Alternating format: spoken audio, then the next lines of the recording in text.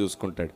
మీకు తెలుసా, నా 19 సంవత్సరాల సేవా అనుభవంలో దాదాపుగా 760 గ్రామాలు ప్రయాణం చేసి సువార్త చెప్పడమే కాదు, 612 గ్రంథాల మీద పరిశోధన కూడా చేశాను.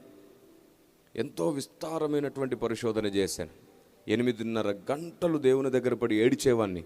ప్రభువా, నా దేశానికి నిన్ను అర్థమయ్యేటట్లు చేయడం ఎలాగా, నీ సంఘానికి నీ ఆలోచన విధానం అందించడం ఎలాగా. అలా ఎన్నో సంవత్సరాల కన్నీటి ప్రార్థనే ఆ తర్వాత ఆయన నన్ను చేయిపట్టి నడిపించే పని ప్రారంభమయ్యింది. మీకు తెలుసా, పరిశుద్ధాత్మదేవుడు పనిచేసేటట్లు మనం నడుచుకునే విధానం ఎలా ఉంటుందో.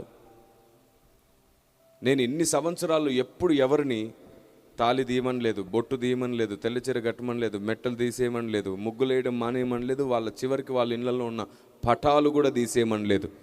ఏది చెప్పలేదు. నేను దేవుని ప్రేమను చెప్పాను, వాక్యాన్ని చెప్పాను, జ్ఞానం చెప్పాను, న్యాయం చెప్పాను, దేవుని ఆలోచన చెప్పాను, దేవునికి ఏమి ఇష్టమో చెప్పాను, పరిశుద్ధాత్మనితో ఉండడం అంటే ఏంటో చెప్పాను, ఉండాలంటే ఏం చేయాలో చెప్పాను. వారికి దేవుని జ్ఞానం కలిగిన కొలది ఆయనకు నచ్చినట్లు ఎలా మారాలో తమకు తామే అన్నిటిని మార్చుకుంటూ సరి చేసుకుంటూ వచ్చారు. Praise the Lord. జ్ఞానము ప్రజల్ని మార్చాలి, పరిశుద్ధాత్ముడు ప్రజల్ని మార్చాలి. మనం మైకుల్లో కూడా మాట్లాడేస్తామే, ప్రజలందరూ వినేసి మనల్ని అపార్థం చేసుకుంటారు. అదే జరగకూడదు. అందుకే పాము వంటి వివేకం, పావురం వంటి నిష్కపటం. ఈ లేఖనాన్ని ఎందుకు మర్చిపోయాం? ఎందుకు మర్చిపోయాం? రెచ్చగొట్టే వారి మాట ఎందుకు వింటున్నామంటే బాధ ఉంది కాబట్టి. నిజమే, బాధ కలిగినప్పుడు విచక్షణ తగ్గిపోతుంది. బాధ కలిగిపోతే సమన్వయం ఉండదు. బాధ కలిగిన హృదయం ఎప్పుడు కూడా వేదన పడి మాట్లాడుతుంది. న్యాయం కావాలి అని అంటుంది. ఏంటా న్యాయం? ఇంకొకటి నాశనమేనా? ఇంకొకడికి మరలా సేమ్ అన్యాయం జరిగితే నువ్వు ప్రశాంతంగా ఉంటావా?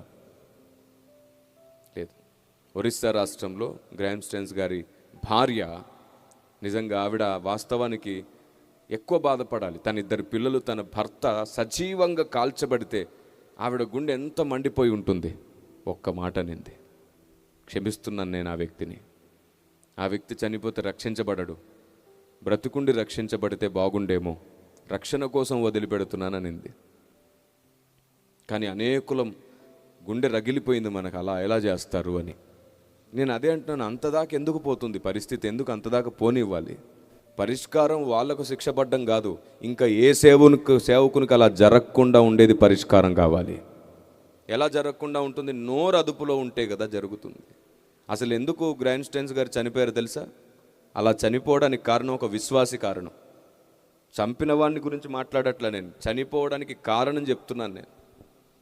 దారాసింగ్ చంపాడు, అందరికీ తెలుసు. అసలు అదేమి జరక్క మునుపు జరిగినది ఏమిటో తెలుసా?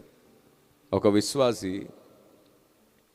వాళ్ళ ఇంట్లో ఉన్న పటాలన్నీ తీసుకొచ్చి చెట్టు దగ్గర పడేస్తే అక్కడున్న పెద్దలు దాన్ని చూసి, ఏమిటి ఇలా చేస్తున్నావు, ఈ పటాలన్నీ ఎందుకు పడేసావు ఇలాగా అని అడిగితే ఆవిడ ఏం సమాధానం చెప్పకుండా ఇంట్లోకి పారిపోతే ఓ 4-5 పెద్దలు కలిసి ఆ ఇంట్లో ఉన్న వాళ్ళందరినీ పిలిపించి అడిగారనమాట, ఏంటమ్మా ఇది, ఇలా ఎందుకు చేస్తున్నారంటే వాళ్ళు అంటున్నారనమాట, ఇవి నోరుండి మాట్లాడవు, కళ్ళుండి చూడవు, చెవులుండి వినవు అనేసరికి వాళ్ళ కోపం వచ్చేసింది.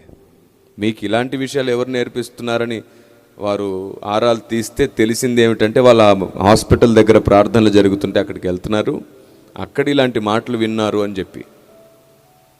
అప్పటి నుంచి వాళ్ళు అక్కడ ఉన్నటువంటి ఆ పాస్టర్ గారి మీద, సేవకుని మీద కోపం కలిగి ఉన్నారు.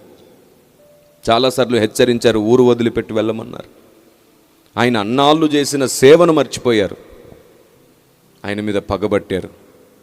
అనేక రోజులు ఎన్ని రకాలుగా వారు చెప్పినా కానీ అక్కడే ఉంటున్నారని చూసి ఇంకెందరో మారిపోవడాన్ని గమనించి అప్పుడు వారు దారాసింగ్ అనే వ్యక్తికి ఆయన్ని చంపడానికి అధికారం ఇచ్చారు. అలా జరిగింది.